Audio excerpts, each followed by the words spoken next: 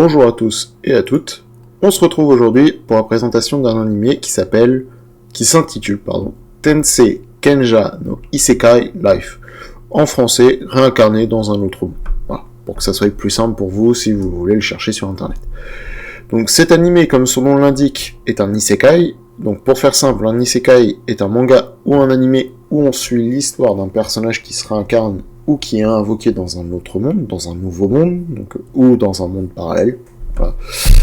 Dans celui-ci que je vous présente aujourd'hui, le personnage principal est justement invoqué dans ce nouveau monde, donc dans un monde alternatif, où la magie, les monstres et choses comme ça existent.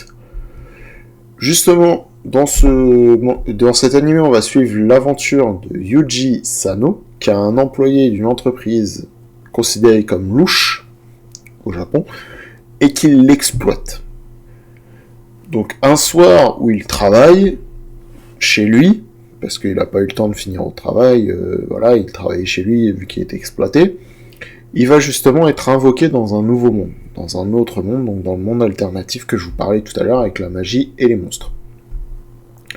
Dans ce nouveau monde, il va devenir dresseur de monstres, donc métier qui est considéré comme difficile pour un aventurier dans ce monde-là. Cependant, grâce aux quelques slimes qu'il a rencontrés, il va réussir à trouver et à déchiffrer plusieurs livres magiques qui vont lui permettre d'obtenir un second métier qui est celui de sage. Donc un sage, par rapport à un dresseur de monstres, c'est beaucoup mieux.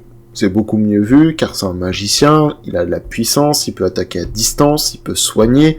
Enfin, il y a beaucoup de choses qu'il est capable de faire par rapport à un dresseur de monstres.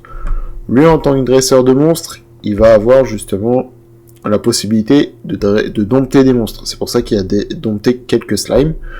Que par la suite, il va dompter un loup ou une bête, je sais pas comment ça s'appelle. J'ai plus le nom de comment il l'appelle dans le manga, enfin dans l'animé, pardon.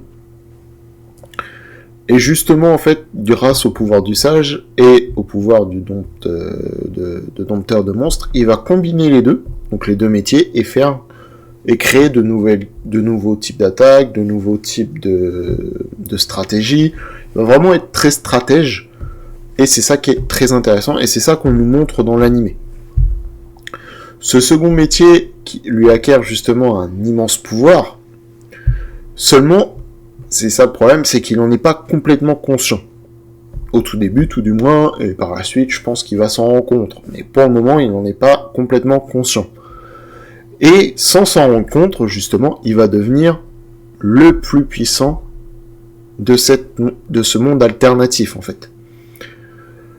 Donc, on va suivre durant cet animé, justement, ces aventures qui sont de plus en plus dangereuses, sachant que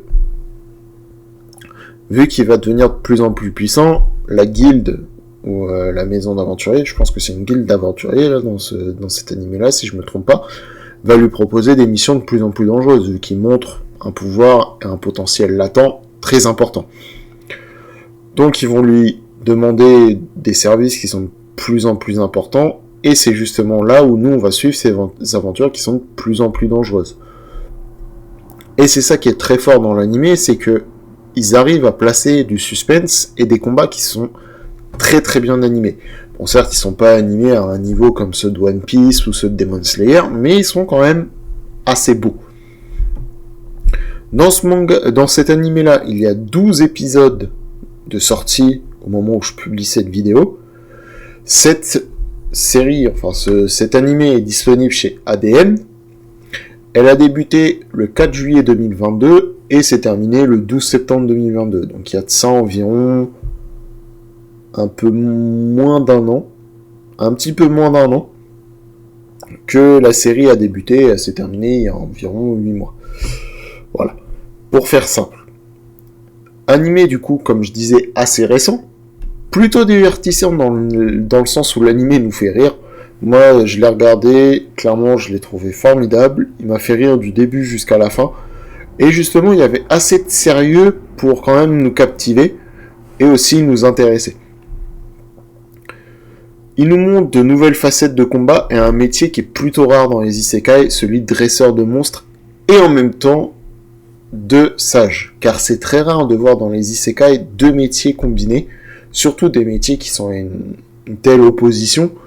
Clairement, parfois, un dresseur de monstres, il va avoir des compétences de combat ou des choses comme ça, mais rarement de sage. Et surtout, c'est très rare de voir un érudit comme lui aussi puissant et en même temps être dresseur de monstres. Donc clairement, c'est complètement un petit peu tiré par les cheveux. Et c'est ça qui est intéressant dans cet animé, c'est qu'on nous présente une histoire qui est complètement nouvelle, qui change de tout ce qu'on a déjà vu avant, je dirais. Bon, certes, on a des choses qui sont classiques, les slimes, les monstres. Voilà, on n'a pas des monstres qui sont super rares, on n'a pas des choses comme ça. C'est après tout, la création de monstres est assez compliquée.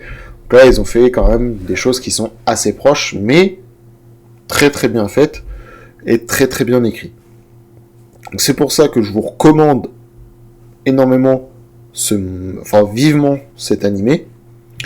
Le manga qui est utilisé comme base pour cet animé est disponible en France. Je vous en ai fait une vidéo de présentation dessus, juste avant que j'ai posté juste avant celle-ci, où justement je vous parlais que de la vidéo de présentation du coup qui est celle-ci, de l'animé. Alors, le manga en France se nomme Réincarné dans un autre monde, voilà, pour faire simple, ils n'ont pas ils n'ont pas trop changé le nom, à part que nous, pour les animés, dans beaucoup de sites ou beaucoup d'endroits où vous pourrez le regarder, ils vont souvent le nommer Tensei Kensha no Isekai Life. Ils vont pas le nommer Réincarné dans un autre monde. Ils préfèrent garder les noms japonais ou à tendance japonaise plutôt que de mettre les noms français. Ce qui est pas forcément toujours évident, mais c'est comme ça.